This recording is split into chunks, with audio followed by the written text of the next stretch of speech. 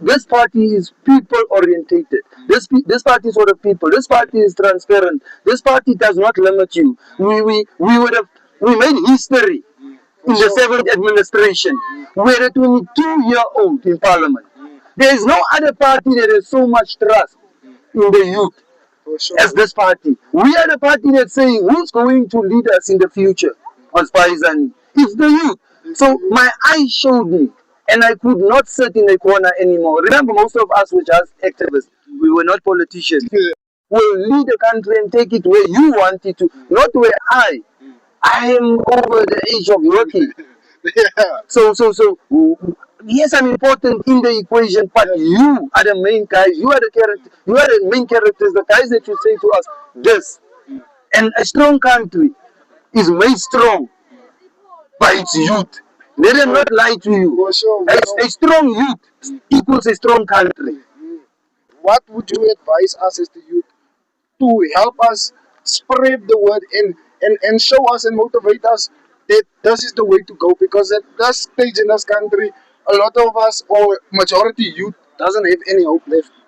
We are just coming from celebrating youth. There was interviews done in Parliament last month celebrating June 16, 1976.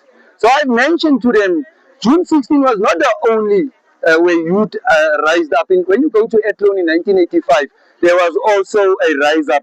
What should the youth do? I think the youth then did their job. The youth should organize themselves because only the youth know what they want. You can't come to an almost 50-year-old and ask him what does the youth want. Oh, he must. Let me give you an example. I said, and not bad about my parliamentarians. Some of them are very old, they are senior, and may God spare them. But you can't have somebody in charge of your life in national government who can't operate a smartphone. You're a youth. You've allowed for it. Now we get questions like, what must the youth do? The youth must organize themselves.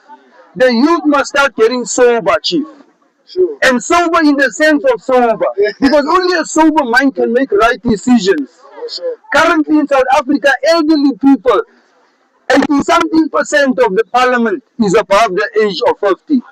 Now, can that be right? Can you have a prospering youth in such a country?